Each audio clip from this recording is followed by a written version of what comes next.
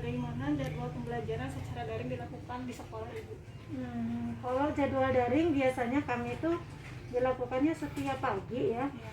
Jadi antara jam 7 sampai jam 11 gitu. Tapi untuk pemberian tugasnya batas waktunya bisa sampai jam 2 atau sore jam 4 gitu. Tergantung anaknya bisa menyelesaikannya kapan. Karena kadang-kadang kan anak itu ditinggal kerja sama orang tuanya. Iya. Jadi kadang-kadang HP-nya itu HP orang tuanya supaya anak tidak melihat yang lain gitu. Jadi antara jam 7 sampai jam 12 gitu. Kalau misalkan pelajarannya itu per mata pelajaran atau per apa gitu, per seksi gitu? Kalau kelas 6, kebetulan saya wali kelas 6 ya. Jadi kalau kelas 6 itu per mata pelajaran. Jadi untuk satu hari itu antara 2 sampai 3 mata pelajaran. Biasanya untuk metode yang digunakan dalam pembelajaran daring ini apa, Bu? Saya kebetulan menggunakan metode dari berbagai macam ini ya aplikasi. Saya kalau misalnya ketemu anak biasanya pakai Zoom. Iya. Tapi untuk menyampaikan tugas, pengumuman dan sebagainya, saya pakai Google Classroom gitu. Jadi nanti anak-anak bisa melihat tugasnya di Google Classroom itu. Untuk pembahasannya, saya menggunakan Zoom atau Google Meet. Google Meet. Itu waktunya berapa lama, Bu, selama pembelajaran? Sesuai dengan pembelajaran offline atau ada waktu khusus gitu? Enggak, jadi kalau offline kan biasanya kita itu jam untuk SD ya.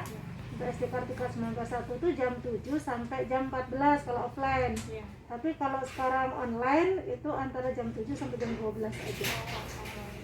Per mata pelajarannya mungkin beda-beda. Per mata pelajarannya beda, ada yang 2 jam mata pelajaran, ada yang 1 jam mata pelajaran. Kalau 1 jam mata pelajaran itu 35 menit. Cuman untuk online ini biasanya 1 jam ya.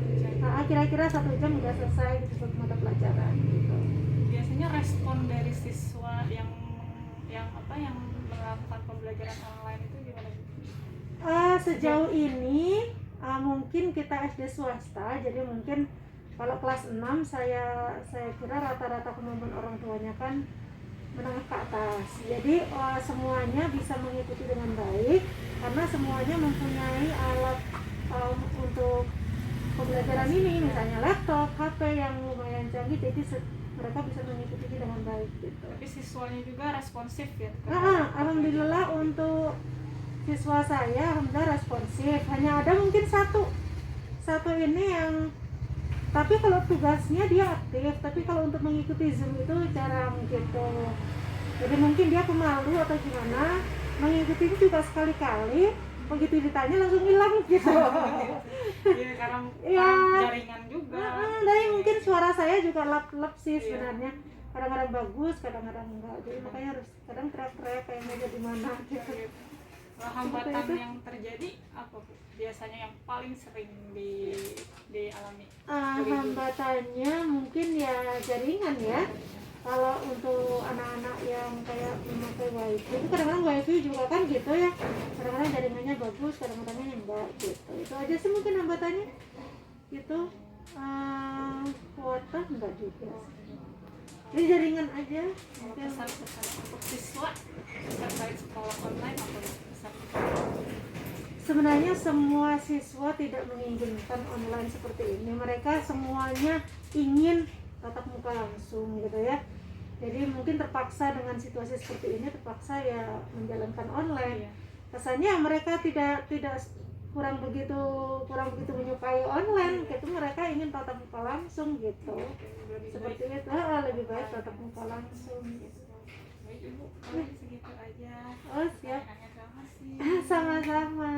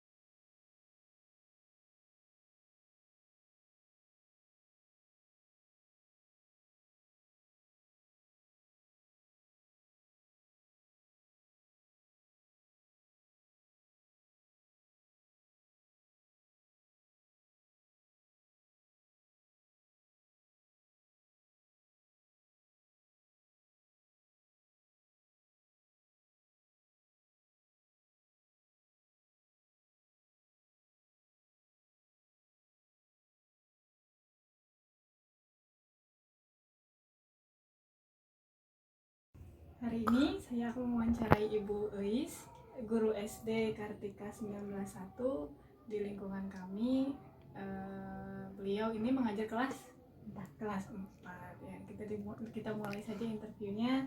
Ibu, izinkan saya bertanya ya. Bagaimana jadwal pembelajaran secara daring dilakukan di sekolah yang Ibu ajar? Jadwal pelajarannya? Ya, jadwal pembelajarannya. Jadwal pembelajarannya itu lebih singkat mungkin ya, tidak seperti biasanya mulai pukul 7 sampai pukul 1 lebih gitu. Jadi sekarang hanya dipersingkat saja, 1 jam pelajaran itu kurang lebih 20 menit. 20 menit satu pelajaran. 1 jam pelajaran. 1 jam pelajaran. Oh, gitu kan biasanya kalau SD itu ada per tema, ada pelajaran, mata pelajaran ada mata yang pelajaran. lain Kalau juga biasanya Ibu mengajar itu per tema atau per mata pelajaran? Oh, kalau sekarang selama daring ini Untuk metode pembelajarannya sendiri apa Bu yang digunakan biasanya? ada metode ceramah, tanya jawab, discovery, inquiry dan sebagainya. Oh, gitu. Kalau biasanya menggunakan aplikasi apa aja sih Bu? Aplikasi Zoom meeting, WhatsApp group, misalnya seperti atau video pembelajaran. Untuk cara menerangkannya gimana Bu? Menerangkan materi untuk pada siswa gitu. Melalui Zoom meeting biasanya kita saya memaparkan dulu materi yang diajarkan seperti apa, lalu ada kolaborasi, tanya jawab dan sebagainya. Untuk respon siswa terhadap pembelajaran online selama ini ada kendala responnya? Ada yang malas atau gimana? Iya, pasti bervariasi. Ada yang suka, tapi kebanyakan mereka itu sudah jenuh sebenarnya ya, sudah jenuh gitu. Apalagi yang orang tuanya tidak bisa membimbing karena mungkin bekerja dan sebagainya, itu anak-anak itu lambat memberikan tanggapan dari pembelajarannya gitu. Memberikan hasil belajarnya itu telat gitu kan. Ada kendala tersendiri nggak sebagai guru Bu? Ya, tentunya ada. Kalau sebagai guru mungkin kami yang pertama ya tidak merasa tidak maksimal untuk mengajarkan kepada siswa karena terbentur kepada jaringan mungkin yang kurang baik, waktu, terus saya pribadi juga kurang memahami karakter anak secara langsung gitu. Gitu. Terus hasilnya juga kan kita tidak tahu apakah itu dikerjakan orang tuanya atau hasil mereka sendiri. Jadi banyak kendalanya lah ya. Ya, banyak sekali kendalanya. Offline saja. Iya, memang betul. Kalau dibandingkan dengan online dan offline, mending offline. Iya. Baik Ibu, terima kasih Ibu. Iya, sama-sama.